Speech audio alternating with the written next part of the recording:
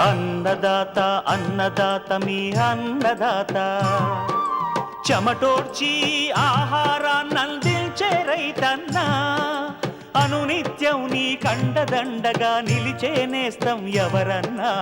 అన్నదాత అన్నదాత మీ అన్నదాత.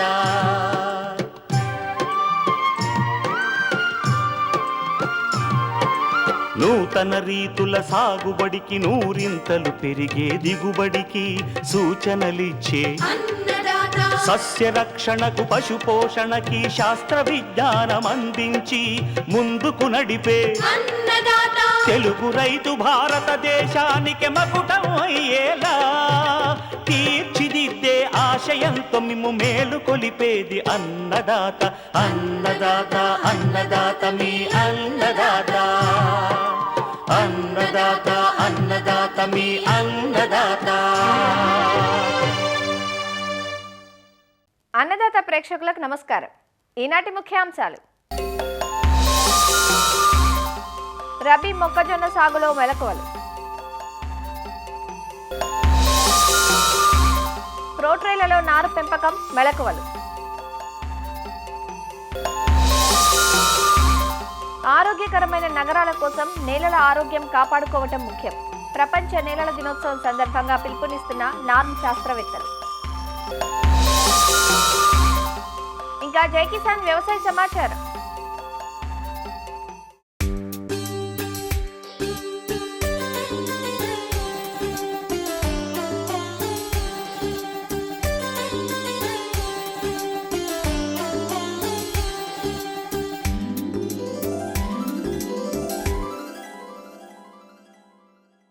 సాధారణంగా రైతులు కూరగాయ పంటల నారును చదును మల్లల్లో గాని ఎత్తుమడుల్లో గాని పెంచి ప్రధాన పొలంలో నాటుతారు. ఈ విధానంలో నారుని పెంచినప్పుడు నునులేత నారు వాతావరణ ఒడిదుడుకులకు లోనవ్వడమే కాకుండా పలు రకాల తెగుళ్లు దాడి చేస్తూ ఉంటాయి. ముఖ్యంగా నారుకుళ్ళు ప్రధాన సమస్యగా ఉంటుంది. అలానే నాటే సమయంలో వేర్లు తెగిపోయే అవకాశం ఎక్కువగా ఉండి మొక్క కుదురుకునేందుకు ఎక్కువ సమయం పడుతుంది. ఇలాంటి అన్ని సమస్యలను అధిగమించేందుకు ప్రోట్రేలలో నారు పెంచే విధానం రైతుల ఆదరణకు నోచుకుంటోంది. మిరప, వంగ, టమాటా, పుచ్చ, కర్బూజా, బంతి వంటి పలు రకాల నారు మొక్కల్ని ఈ విధానంలో షేడ్ నెట్ల క్రింద పెంచడం వల్ల ఆరోగ్యకరమైన నారును పొందే అవకాశం ఉంది. ఈ పద్ధతి వల్ల నేల ద్వారా ఆశించే పలు రకాల తెగుళ్లు నివారించబడతాయి. ఎంతో ఖరీదు పెట్టి కొనే విత్తనం వృధా కాకుండా ఉంటుంది. మరి ప్రోట్రేలలో నారును పెంచే విధానం ఎలా ఉంటుంది, ఎలాంటి మెలకువలు పాటించాలి అన్న వివరాలను మనకందిస్తున్నారు వైఎస్ఆర్ ఉద్యాన విశ్వవిద్యాలయం, పార్వతీపురం, మన్యం జిల్లా ఉద్యాన కళాశాల అసిస్టెంట్ ప్రొఫెసర్ ఝాన్సీ రాణి. మామూలుగా రైతులు ఈ ప్రోట్రేస్ అనేవి యూజ్ చేయకుండా నార్మల్గా పొలంలోనే ఒక పక్కకి నారు అనేది వేసుకుంటూ ఉంటారు. ఈ విధంగా వేసుకోవడం వల్ల ఏమిటంటే నారుకుళ్ళు తెగుళ్ళు అనేవి ఎక్కువగా వస్తూ ఉంటాయి. నీరు అనేది ఎక్కువ శాతం నిల్వ ఉండిపోతుంది. ఈ విధంగా ఉండడం వల్ల నారు మొత్తం కులిపోయి నష్టం అనేది జరుగుతుంది. నారు యొక్క దిగుబడి కూడా చాలా తక్కువగా ఉంటుంది. ఇవన్నీ నివారించడం కోసము రైతులు ప్రోట్రేలలో నారు అనేది వేసుకోవడం వల్ల మొలకెత్తు శాతం అనేది పెరుగుతుంది. అదేవిధంగా తెగుళ్ళ నుంచి కూడా కొంతవరకు తగ్గించుకోవచ్చు. ఇవి యూజ్ చేయడానికి ప్రోట్రేస్ అనేవి యూజ్ చేయాలి. ఈ ప్రోట్రేస్ వేసుకునే నారు మొక్కను బట్టి ఎంచుకోవాలి. ఒకటి 98 రంధ్రాలు ఉన్నవి ఉంటాయి, ఇంకొకటి 54 రంధ్రాలు ఉన్నవి ఉంటాయి. 98 రంధ్రాలు ఉన్నవి అయితే మనము టొమాటో, మిరప, బంతి ఇలాంటి వాటికి వేసుకోవచ్చు. పెద్ద ఆకులు అనేది పెద్ద సైజుగా ఉన్న తీగజాతి మొక్కలు, కుకుంబరు ఇలాంటి వాటికైతే 54 రంధ్రాలు ఉన్న ప్రోట్రేస్ అనేవి ఉపయోగించుకోవాలి. ఈ ప్రోట్రేస్లో ఫిల్ చేయడానికి కోకోపీట్ అనేది యూస్ చేస్తాము. ఈ కోకోపీట్ని మనం ముందుగా తీసుకుని వచ్చి ముందు రోజు నీటిలో నానబెట్టుకోవాలి. ఒక ప్రోట్రేకి 1 కేజీ కోకోపీట్ అనేది సరిపడుతుంది. ఆ రంధ్రాలు మొత్తం పూర్తిగా నిండే వరకు ఆ కోకోపీట్ను నింపుకోవాలి. కోకోపీట్లో ఎక్కువగా నారుకు కావలసిన పోషకాలు అనేవి ఎక్కువగా ఉండవు. దీనికోసం 75% కోకోపీట్ మరియు 25% వర్మీ కంపోస్టు కలుపుకొని వేసుకున్నట్లయితే మొక్కకి కొంచెం పోషకాలు కూడా అందుతుంది. మొలకెత్తు శాతం కూడా పెరుగుతుంది.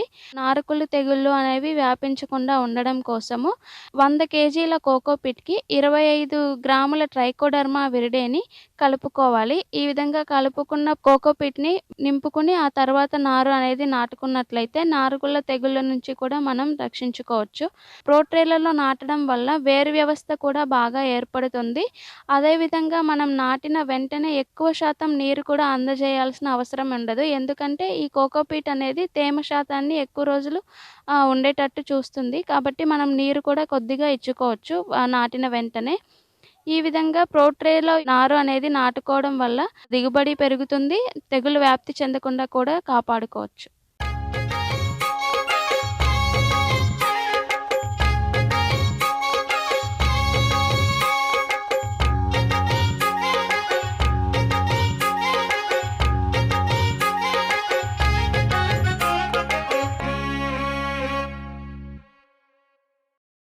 రబీలో అధిక విస్తీర్ణంలో సాగు చేయబడుతూ రైతులకు నికరాదాయాన్ని అందించే పంటగా మొక్కజొన్న సాగు చేయబడుతుంది. సాగులో అందివచ్చిన శాస్త్రీయతతో రైతులు ఎకరాకు 45 నుంచి 50 క్వింటాళ్ల దిగుబడిని సాధిస్తున్నారు. రబీ పంటగా అక్టోబర్ 15 నుంచి నవంబర్ 15 వరకు విత్తుకుంటారు. అదే వరి మాగాణుల్లో అయితే నవంబర్, డిసెంబర్ మాసాల్లో జీరో టిల్లేజ్లోనూ పొలాన్ని దున్ని వేసుకునేటట్లయితే జనవరి 15 వరకు విత్తుకుంటారు. మొక్కజొన్న భూమి నుంచి పోషకాలను ఎక్కువగా గ్రహించే పంట. అందువల్ల ఈ పంట సామర్థ్యం మేరకు దిగుబడులు పొందాలంటే సమగ్ర పోషక యాజమాన్యాన్ని పాటించాలి. అలానే ప్రాంతానికి తగ్గ అధిక దిగుబడులనిచ్చే రకాలను ఎంచుకొని సాగు చేయాలి. ప్రస్తుతం రబీ సాగుకు సన్నద్ధమయ్యే రైతులకు మొక్కజొన్న సాగులో మెలకువలను సూచిస్తున్నారు ఆచార్య ఇంజీరంగా వ్యవసాయ విశ్వవిద్యాలయం మొక్కజొన్న మరియు ముతక ధాన్యాల విభాగం ప్రధాన శాస్త్రవేత్త డాక్టర్ సివి చంద్రమోహన్ రెడ్డి. శ్రీకాకుళం నుండి అనంతపురం జిల్లా వరకు ఈ రబీ సీజన్లో మొక్కజొన్న వేసుకోవాలనే రైతులకు ముఖ్యంగా నీటి వనరులు కనీసము ఒక 3 నీటి వనరులు అంటే 3 తడులు ఇవ్వగలిగిన కెపాసిటీ ఉన్నటువంటి పొలాలలోనే ఈ మొక్కజొన్న వేసుకోవాల్సిన అవసరం ఉంది. అయితే వీటిలో మొత్తంగా కూడా మనము ఏ విత్తనాలు ఎంతెంత మోతాదులో వేసుకోవాలనేది మనం గమనించినట్లయితే మంచి బ్రాండ్ ఉన్నటువంటి తర్వాత స్థిరంగా వాళ్ళ ప్రాంతాలలో ఏదైతే హైబ్రిడ్ పర్ఫార్మెన్స్ బాగుందని గమనించినట్లు వాళ్ళు గుర్తిస్తారో వాటినే ఎంచుకోవాలనేసి ఈ సందర్భంగా తెలియజేస్తున్నాను. అలాగే ఎకరానికి 2 ప్యాకెట్లు అంటే దాదాపు 8 కేజీలు ఎకరానికి చొప్పున విత్తనాన్ని అంతకంటే ఎక్కువ మించుకోకుండా వేసుకోవాలనేసి ఈ సందర్భంగా తెలియజేస్తున్నాను. అలాగే ఎరువుల విషయానికి వస్తే ఏ కొద్దిపాటి సేంద్రియ ఎరువు లభ్యత ఉన్నా కూడా ఎకరానికి 10 టన్నుల చొప్పున సేంద్రియ ఎరువును వాడుకోమనేసి మనం సిఫారసు చేస్తూ ఉన్నాము. అయితే రైతాంగానికి ఈ సేంద్రియ ఎరువు లభ్యత లేకపోవడంతో ప్రత్యామ్నాయంగా వాళ్ళు రసాయన ఎరువులు వాడుకుంటూ ఉన్నారు. ఈ రబీలో మనకు సిఫారసు చేసినటువంటి ఎరువుల విషయానికి వస్తే నత్రజని 100 కేజీలు, తర్వాత 33 కేజీల భాస్వరము, 33 కేజీల పొటాష్ అనేది సిఫారసు చేయడం జరిగింది. సరళంగా మనము ఆలోచించినట్లయితే దాదాపు 3 బస్తాల యూరియా, 1 బస్తా డిఏపి, తర్వాత 1 బస్తా మ్యూరేట్ ఆఫ్ పొటాష్ ఇది అనేది మనకు ఒక ఎకరానికి సంబంధంగా సిఫారసు చేసినటువంటి రకాలు. అలాగే ఈ బేసల్ అప్లికేషనే కాకుండా దాదాపు 30 రోజులు 60 రోజుల క్రమంలో పైపాటుగా వేసుకోవాల్సి ఉంటుంది. అలాగే 60 నుండి 70 రోజుల సమయంలో కూడా మైక్రో న్యూట్రియంట్స్ లేకపోతే జింకు, ఐరన్కు సంబంధించినటువంటి సూక్ష్మ ధాతు న్యూట్రియంట్స్ను కూడా మనము పిచికారీ చేసుకోవడం ద్వారా గింజ మరియు కండె ఏపుగా రావడానికి అవకాశం ఉంటుంది. అలాగే కలుపు మందుల విషయానికి వస్తే విత్తనం వేశాక 48 గంటల లోపు మనకు అట్రెజిన్ అనే కలుపు మందును మనము ఎకరానికి 800 గ్రాముల నుండి 1200 గ్రాముల చొప్పున మనము పిచికారీ చేసుకోవాల్సి ఉంటుంది. విత్తనం వేసిన తర్వాత 15 నుండి 18 రోజుల లోపల ఏదన్నా మనకు కలుపు అనేది ఉధృతంగా ఉన్నట్లు గమనించినట్లయితే టెంబోట్రియాను మరియు టోప్రామిజోన్ లాంటి కలుపు మందులు మార్కెట్లో అందుబాటులో ఉన్నాయి. వీటిని పిచికారీ చేసుకోవడం ద్వారా రెండు అంటే గడ్డి జాతి మరియు వెడల్పాటి ఆకున్నటువంటి గడ్డిని మనము నిర్మూలించుకోగలుగుతాము. తర్వాత అలాగే నెల రోజుల సమయములో ఏదైనా మనకు ఇటువంటి గడ్డి ఏదైనా ఉన్నట్లు మనం గమనించినట్లయితే 2,4-D సోడియం సాల్ట్ లాంటి కలుపు మందులను మనము పిచికారీ చేసుకోవడం ద్వారా కూడా మనము నివారించుకోవచ్చు.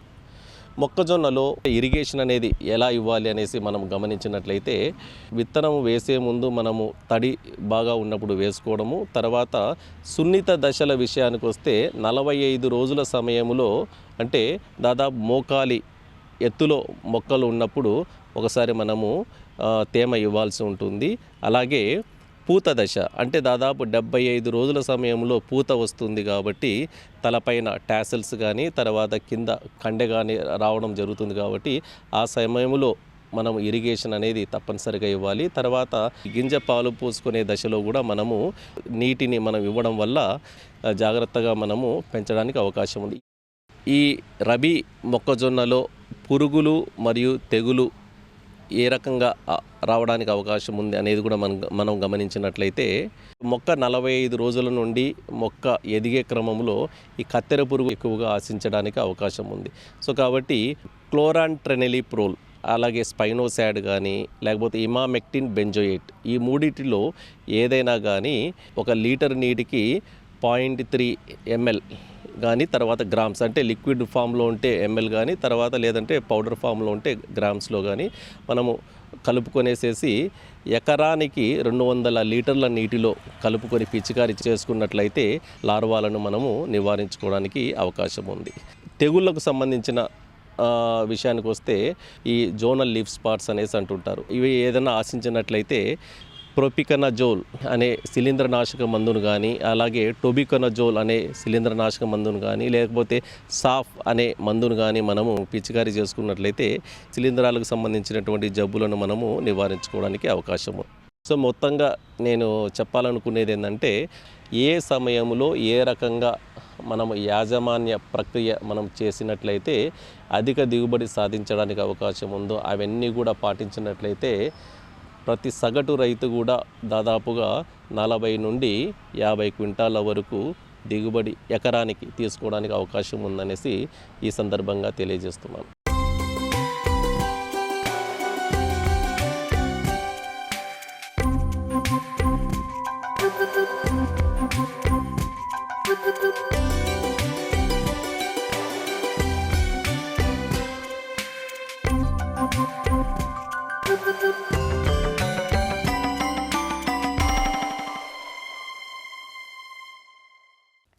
మన ఆరోగ్యం మట్టితో ముడిపడి ఉంది. మన ఆరోగ్యమే కాదు, మన చుట్టూ ఉన్న చెట్టు చేమ, పురుగు పుట్ర, పశుపక్షాదులు, కోళ్ళు, జీవాలు ఇలా సకల జీవరాశి మనుగడ సాగించేది ఈ నేలపైనే.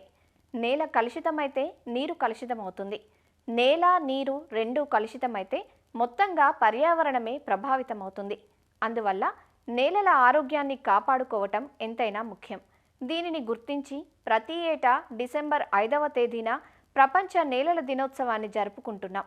నగరాల్లో నేలల కాలుష్యం నానాటికి తీవ్రమవుతోంది. ప్లాస్టిక్ వాడకంతో పాటు పారిశ్రామిక కాలుష్యం, రసాయనాల వాడకం నగర కాలుష్యానికి కారణమవుతున్న ప్రస్తుత పరిస్థితుల్లో ఆరోగ్యకరమైన నగరాల కోసం నేలల ఆరోగ్యాన్ని కాపాడుకోవాలన్నది ఈ ఏటి నినాదం. ప్రపంచ నేలల దినోత్సవం సందర్భంగా హైదరాబాద్లోని national academy of agriculture research management norm శాస్త్రవేత్తలు నేలల ఆరోగ్యం కాపాడుకోవటంపై ఇలా పిలుపునిస్తున్నారు. ఈ డిసెంబర్ 5వ తారీఖు రోజు వరల్డ్ సాయిల్ డే అనేది ఒక ఇంపార్టెంట్ ఈవెంట్ అవుతుంది, ఇంటర్నేషనల్ డే. దానికి సంబంధించి ఈసారి మన థీమ్ ఏంటంటే healthy soils for healthy cities.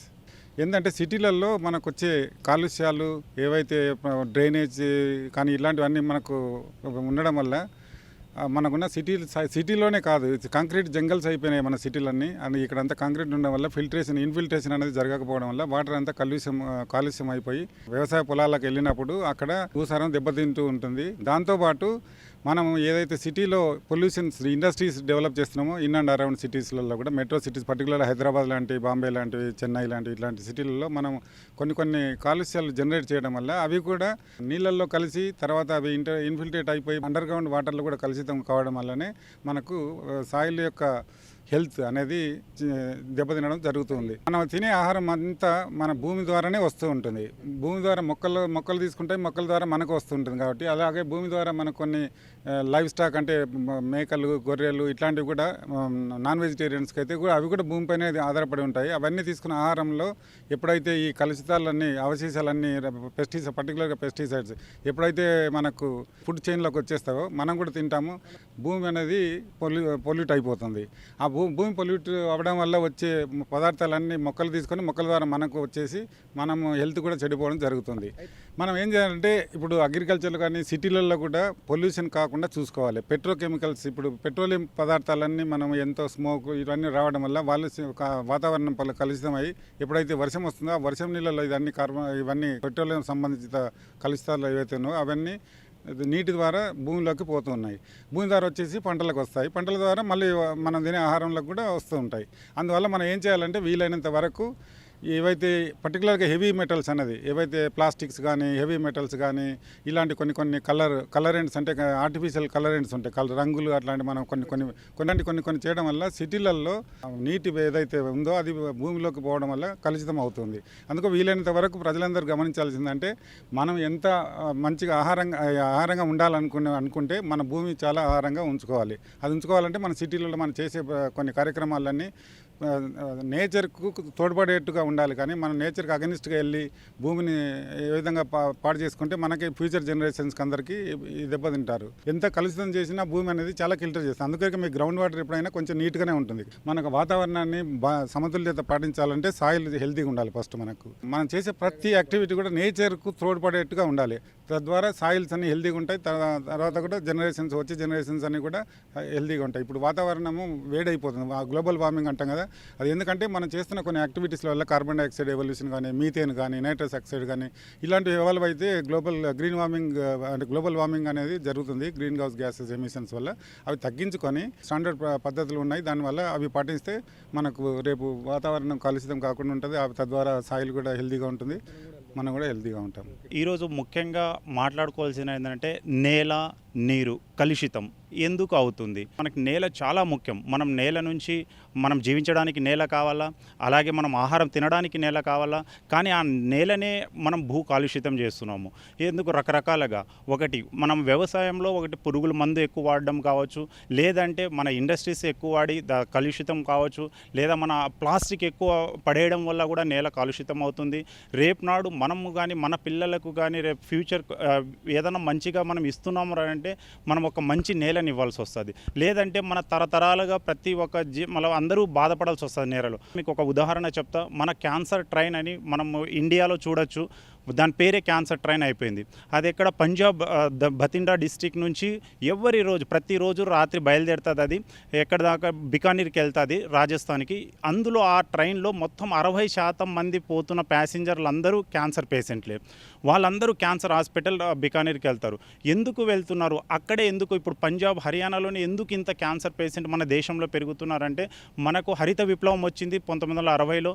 అప్పటి నుంచి మన కెమికల్ అంటే రసాయన పదార్థాలు ఎక్కువ వాడుతున్నారు. అగ్రికల్చర్ అంటే దిగుబడి ఎంతో పెరుగుతుంది, అందుకని ఎంత రసాయనాలు వాడితే అంత దిగుబడి పెడుతుందని మన రైతులు చాలా వెళ్తున్నారనమాట. అందువలన దానివల్ల ఏమవుతుందంటే అది మన నేలకి చాలా హాని కలిగజేస్తుంది. ఆ హాని చేయడం వల్లనే ఈ పెస్టిసైడ్ రెసిడ్యూ వల్లనే అంత క్యాన్సర్ రావడం జరుగుతుంది. అది ఒక్క ఉదాహరణ మనం తీసుకొని మనం జాగ్రత్త పడాలి. మన దేశం అంతా రైతులు. అప్పుడే మనం ఆరోగ్యంగా మంచి అన్నం తినగలుగుతాము. దగ్గరలో మనకు అంటే ప్లాస్టిక్ నివారించేసి యూరియా వాడే కన్నా ఇలాంటి వర్మి కంపోస్ట్ వాడడం వల్ల ఏంటంటే అదే నత్రజని శాతంను సప్లై చేస్తుంది నేలకి. మనకి ఇంకా సేంద్రియ వ్యవసాయం, ప్రకృతి వ్యవసాయం మన కేంద్ర ప్రభుత్వం ఇప్పుడు గత 5-6 సంవత్సరాల నుంచి చూసుకుంటే చాలా బాగా ప్రమోట్ చేస్తుంది. అలాంటి పద్ధతులు పాటిస్తే మనము కూడా ఆరోగ్యంగా అండ్ మనకు ఎవరైతే మనం అన్నం పెడుతున్నామో వాళ్ళకు కూడా ఆరోగ్యంగా ఉంచవచ్చు. ఇప్పుడు ఈ మధ్యకాలంలో నేల, నీరు చాలా ఎక్కువగా కలుషితం అవుతున్నాయి. దీనికి చాలా కారణాలు ఉన్నాయి. అంటే అధికమైన రసాయనాలు, మందులు వాడటం వల్ల నేల చాలా భూసారం అనేది క్షీణించిపోతుంది. ఇంకా పట్టణాల్లోకి వస్తే కనుక మనం ప్లాస్టిక్ వినియోగం వల్ల కావచ్చు, ఇతరత్ర వాటి వలన మనకి నేల అనేది చాలా కలుషితం అవుతుంది. భూమి సారవంతంగా ఉన్నప్పుడే మనం మంచి పంటల్ని పండించగలుగుతాము, తద్వారా ఆరోగ్యకరమైన జీవితాన్ని మనం పొందగలుగుతాము. కాబట్టి ఈ భూసారంని మనము మెయింటైన్ చేయడం అనేది చాలా ముఖ్యమైన విషయము ఇప్పటి రోజుల్లో. రైతులందరూ ఆ భూసార పరీక్షలు చేయించుకుంటూ దాని తర్వాత వచ్చిన రిపోర్ట్ని బట్టి ఎటువంటి రసాయనాలు వేయాలి, ఎంత మోతాదులో వేయాలి, ఇంత మాత్రమే రసాయనాలు వాడడం వల్ల, మందులు వాడడం వల్ల భూసారం అనేది మనము అలానే కాపాడుకోగలుగుతాము. నేల నీరు కలుషితం కాకుండా చూడాలనేది మనందరి బాధ్యత. పట్టణవాసులు అందరూ ఈ ప్లాస్టిక్ వాడకాన్ని తగ్గించడం వల్ల ఈ నేల కలుషితాన్ని కానీ నీటి కలుషితాన్ని కానీ మనం తగ్గించగలిగే ఆస్కారం ఉంది. మన ఆరోగ్యము, మన భావితరాల ఆరోగ్యాన్ని మనం దృష్టిలో ఉంచుకొని ఈ నేల సారవంతాన్ని కానీ నీటి కలుషితాన్ని కానీ తగ్గించాల్సిన అవసరం ఎంతైనా ఉంది.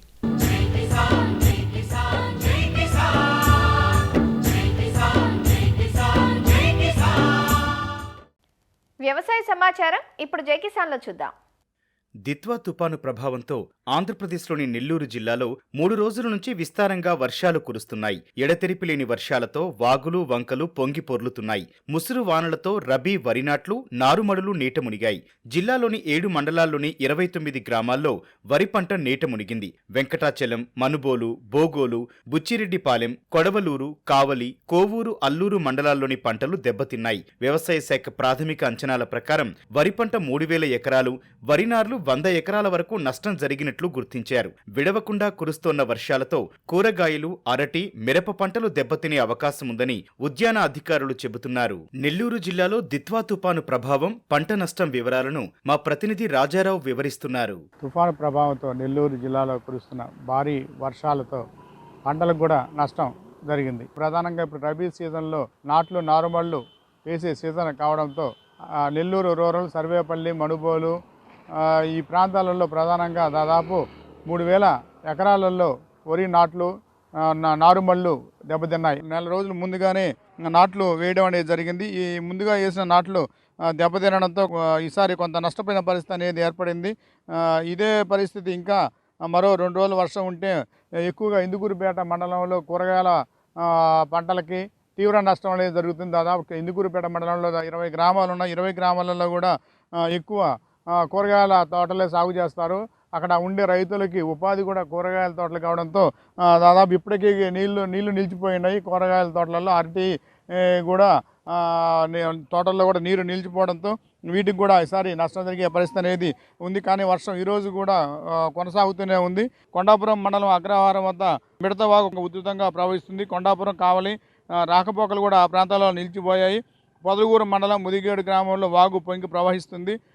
జిల్లాలో ఉన్న చెరువులన్నీ కూడా ఈ 3 తుఫాన్లకి తీవ్రమైన పరిస్థితి, ప్రమాదకరమైన పరిస్థితులు అనేవి ఉన్నాయి.